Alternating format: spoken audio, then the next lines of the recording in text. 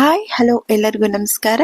Welcome back to Shushi's kitchen. ಇವತ್ತು ನನ್ನ ಕಿಚನ್ನಲ್ಲಿ ನಾನೊಂದು ಸಿಂಪಲ್ ಆಗಿ ಕೋಕೋನಟ್ ಚಟ್ನಿ ಮತ್ತು ಸ್ವೀಟ್ ಚಟ್ನಿ ತೋರಿಸ್ತಾ ಇದ್ದೀನಿ. ಇಡ್ಲಿಗೆ, ದೋಸೆಗೆ, ಚಪಾತಿಗೆ ಸಖತ್ತಾಗಿರುತ್ತೆ.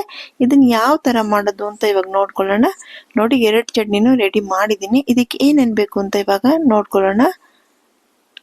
ನಿಮ್ಮ ಮಕ್ಕಳು ನಿಮ್ಮ ಮನೆಯಲ್ಲಿ ತುಂಬ ಇಷ್ಟಪಡ್ತಾರೆ. ಈ ಥರ ನೀವು ಮಾಡಿಕೊಡಿ. ನೋಡಿ, ಇವಾಗ ನಾನು ಜಾರ್ ತಗೊಂಡಿದ್ದೀನಿ. ಫ್ರೆಶ್ ತೆಂಗಿನ ತುರಿ ತುರಿದಿಟ್ಕೊಂಡಿದ್ದೀನಿ. ಇವಾಗ ಅರ್ಧ ಬಂದು ಸ್ವೀಟ್ ಚಟ್ನಿ ಮಾಡ್ತೀನಿ, ಇನ್ನು ಹಾಫ್ ಬಂದು ಖಾರ ಚಟ್ನಿ ಮಾಡ್ತೀನಿ. ಒಂದು 4 ಸ್ಪೂನು ತಗೊತಾ ಇದ್ದೀನಿ ನಾನು, ದೊಡ್ಡ ಸ್ಪೂನ್ ಅದು. 4 ಸ್ಪೂನು ತೆಂಗಿನ ತುರಿನ ಹಾಕೊಂಡು ನೋಡಿ, ಇನ್ನು ಮಿಕ್ಕಿರೋದು ನಾನು ಖಾರ ಚಟ್ನಿಗೆ ಸೇರಿಸ್ಕೊತೀನಿ. ಇವಾಗ ಇದಕ್ಕೆ ಏಲಕ್ಕಿ ಸೇರಿಸ್ಬೇಕು. ನಾನು ಏಲಕ್ಕಿನ ಶುಗರ್ ಜೊತೆ ಪೌಡರ್ ಮಾಡಿ ಇಟ್ಕೊಂಡಿದ್ದೀನಿ, ಅದನ್ನೇ ಸೇರಿಸ್ಕೊತೀನಿ. ನೋಡಿ, ಸೇರಿಸ್ಕೊತಾ ಇದ್ದೀನಿ.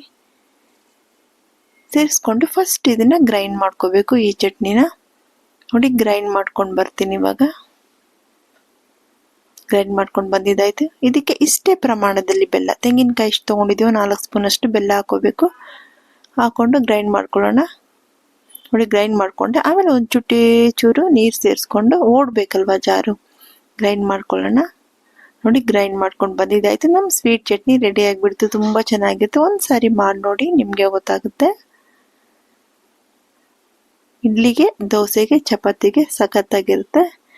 ನೋಡಿ, ಒಂದು ಸಾರಿ ಸ್ವೀಟ್ ಚಟ್ನಿ ತೊಗೊಂಡು ತಿನ್ನೋದು, ಇನ್ನೊಂದು ಸಾರಿ ಖಾರ ಚಟ್ನಿನಲ್ಲಿ ತಿನ್ನೋದು, ಈ ಥರ ಸಖತ್ತಾಗಿರುತ್ತೆ. ಇವಾಗ ಇನ್ನು ಮಿಕ್ಕಿದ್ದ ತೆಂಗಿನ ತುರಿನ ಜಾರಲ್ಲಿ ಸೇರಿಸ್ಕೊಂಡು ಇವಾಗ ಖಾರ ಚಟ್ನಿ ರೆಡಿ ಮಾಡೋಣ. ಇದಕ್ಕೆ ಪುದೀನ, ಕೊತ್ತಂಬರಿ ಸೊಪ್ಪು ಏನು ಬೇಡ. 2 ಚಿಲ್ಲಿ ಸೇರಿಸಿದ್ದೀನಿ, ಖಾರ ಇದೆ ಚಿಲ್ಲೀಸು. ಮತ್ತು ಸ್ವಲ್ಪ ಹುಣಸೆಹಣ್ಣು ಸೇರಿಸ್ಬಿಟ್ಟು 2 ಸ್ಪೂನ್ ಕಡಲೆ, ಒಂದು 4 ಎಸಳು ಬೆಳ್ಳುಳ್ಳಿ ಸೇರಿಸಿ ಇದನ್ನು ಗ್ರೈಂಡ್ ಮಾಡ್ಕೊಳ್ಳೋಣ. ಕೊತ್ತಂಬರಿ ಸೊಪ್ಪೆಲ್ಲ ಏನೂ ಹಾಕೋದು ಬೇಕಾಗಿಲ್ಲ. ಸ್ವಲ್ಪ ಸಾಲ್ಟನ್ನ ಸೇರಿಸ್ಕೊಂಡು ಇವಾಗ ಚಟ್ನಿನ ಗ್ರೈಂಡ್ ಮಾಡ್ಕೊಂಡು ಬರ್ತೀನಿ. ನೋಡಿ, ಈ ಕಡೆ ಇಡ್ಲಿಗೆ ಇಡ್ತಾ ಇದ್ದೀನಿ. ನಾನು ಯಾವಾಗಲೂ ಇಡೋ ಥರ ಒಂದು ಪ್ಯಾನ್ ಇಟ್ಬಿಟ್ಟು ಸೆಂಟ್ರಲ್ಲಿ ಒಂದು ಸ್ಟ್ಯಾಂಡ್ ಇಟ್ಬಿಟ್ಟು ಇಡ್ಲಿ ತಟ್ಟೆ, ಇಡ್ಲಿ ಇಟ್ಟು ನೋಡಿ ರೆಡಿ ಇದೆ. ಇದಕ್ಕೆ ಸ್ವಲ್ಪ ನೀರು ಹಾಕಿ ಮಿಕ್ಸ್ ಮಾಡ್ಕೋಬೇಕು. ನಾನೊಂದು ಬೌಲಲ್ಲಿ ಮಿಕ್ಸ್ ಮಾಡ್ಕೊತೀನಿ.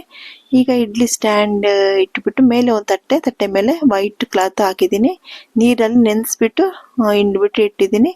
ಇವಾಗ ಇದನ್ನು ಸ್ವಲ್ಪ ನೀರು ಮಿಕ್ಸ್ ಮಾಡಿಕೊಂಡು, ತುಂಬ ಗಟ್ಟಿಯಾಗಿ ಹಾಕಿದ್ರೆ ನೀವು ಇಡ್ಲಿ ಇಟ್ಟು ಹಾರ್ಡಾಗಿ ಬರುತ್ತೆ ಇಡ್ಲಿ. ಸ್ವಲ್ಪ ನೀರಾಗೆ ಮಾಡ್ಕೊಳ್ಳಿ. ದೋಸೆ ಹಿಟ್ಟಿಗಿನ್ನ ಸ್ವಲ್ಪ ಗಟ್ಟಿ ಇರಲಿ. ನೋಡಿ, ಇವಾಗ ಹಾಕಿದ್ದಾಯಿತು. ಇದು ಒಂದು 4 ಮಿನಿಟ್ಸಲ್ಲಿ ರೆಡಿ ಆಗಿಬಿಡುತ್ತೆ ನಿಮಗೆ ಇಡ್ಲಿ ಈ ಥರ ಮಾಡುವಾಗ. ಎಲ್ಲ ಒಂದೇ ಸಾರಿ ಟಿಫನ್ ಮಾಡಲ್ಲ. ಈ ಥರ ಮಾಡಿದಾಗ ನಿಮಗೆ ಒಬ್ಬೊಬ್ಬರಿಗೆ ಮಾಡಿಕೊಡ್ಬೋದು. ಬೇಗ ಆಗುತ್ತೆ, 4 ನಿಮಿಷದಲ್ಲಿ ಆಗಿಬಿಡುತ್ತೆ. ಸಾಫ್ಟಾಗಿರೋ ಇಡ್ಲಿ ರೆಡಿ ಆಗುತ್ತೆ. ನೋಡಿ, ಇಡ್ಲಿ ರೆಡಿ ಆಯಿತು. 4 ನಿಮಿಷ ಆಗಿದೆ. ನೀರು ಬಾಯ್ಲ್ ಆದಮೇಲೆ ಇಡಬೇಕು. ನೀರು ಬಾಯ್ಲ್ ಆದಮೇಲೆ ಇಡ್ಲಿ ಇಟ್ಟರೆ 4 ರಿಂದ 5 ನಿಮಿಷದಲ್ಲಿ ರೆಡಿ ಆಗಿಬಿಡುತ್ತೆ. ಒಂದು ಫೋರ್ಕ್ನ ತೊಗೊಂಡು ಈ ಥರ ನೀರಲ್ಲಿ ಹಚ್ಬಿಟ್ಟು ಇಡ್ಲಿನ ಸೆಂಟ್ರಲ್ಲಿ ಡಿಪ್ ಮಾಡಿ ನೋಡಿದ್ರೆ ನಿಮಗೆ ಅಂಟು ಬಂದರೆ ಬೆಂದಿಲ್ಲ ಅಂತ, ಏನು ಅಂಟ್ಕೊಳ್ಳಿಲ್ಲ ಅಂದರೆ ಚೆನ್ನಾಗಿ ಬೆಂದಿದೆ ಅಂತ. ಇವಾಗ ನೋಡಿ, ಇಡ್ಲಿ ರೆಡಿಯಾಗಿದೆ. ಇವಾಗ ಇದನ್ನು ಸ್ವಲ್ಪ ನೀರು ಚುಮ್ಕಿಸ್ಕೊಂಡು ಮೇಲೆ ಇದನ್ನು ತಟ್ಟೆನಲ್ಲಿ ಹಾಗೆ ಬಟ್ಟೆ ಜೊತೆನಲ್ಲೇ ಬಿಡಿಸ್ಕೊಳ್ಳೋಣ. ನೋಡಿ, ತಟ್ಟೆ ತೊಗೊಂಡಿದ್ದಾಯಿತು. ಬಟ್ಟೆನೇ ಹಾಗೆ ಹಾಕ್ಬಿಟ್ಟೆ. ನೀಟ್ ಫಿನಿಶಿಂಗ್ ಬರುತ್ತಪ್ಪ ನಿಮ್ಗೆ ಈ ಥರ ಮಾಡುವಾಗ. ನೋಡಿ, ನೀಟಾಗಿ ಬಂದಿದೆ ಇಡ್ಲಿ. ಈ ಬಿಸಿ ಬಿಸಿ ಇಡ್ಲಿ ಜೊತೆ ಈ ಸ್ವೀಟ್ ಚಟ್ನಿ ಮತ್ತು ತೆಂಗಿನಕಾಯಿ ಚಟ್ನಿ ಇಟ್ಕೊಂಡು ತಿಂತಾ ಇದ್ರೆ ಸಖತ್ತಾಗಿರುತ್ತೆ. ನೋಡಿ, ರೆಡಿ ಇದೆ. ನಾನು ಈ ಕಡೆ ತಿರುಗಿಸ್ತಾ ಇದ್ದೀನಿ. 1-2 ಸ್ಪೂನು ಖಾರ ಚಟ್ನಿ, 1-2 ಸ್ಪೂನ್ ಸ್ವೀಟ್ ಚಟ್ನಿನ ಇಟ್ಕೊಂಡು ಈ ಇಡ್ಲಿನ ತಿಂತಾ ಇದ್ರೆ ತುಂಬ ಚೆನ್ನಾಗಿರುತ್ತೆ. ನೀವು ಒಂದ್ಸರಿ ಮಾಡಿ ನೋಡಿಬಿಟ್ಟು ನಿಮ್ಗೆ ಹೇಗೆ ಬಂತು ಅಂತ ನಾನು ಕಮೆಂಟ್ ಸೆಕ್ಷನಲ್ಲಿ ಕಮೆಂಟ್ ಮಾಡಿಪ್ಪ. ನನ್ನ ಚಾನಲ್ನ ಸಬ್ಸ್ಕ್ರೈಬ್ ಮಾಡಿ ನೋಡಿ, ಲೈಕ್ ಮಾಡಿ, ಶೇರ್ ಮಾಡಿ ಆಯಿತಾ. ಕಮೆಂಟ್ಸ್ ಕೂಡ ಮಾಡಿ, ಹೇಗೆ ಬಂತು, ನಿಮ್ಗೆ ಹೇಗೆ ಅನ್ನಿಸ್ತು ನಾನು ಮಾಡಿರೋ ಚಟ್ನಿ, ಸ್ವೀಟ್ ಚಟ್ನಿ ಅಂತ ಆಯಿತಾ. Thank you.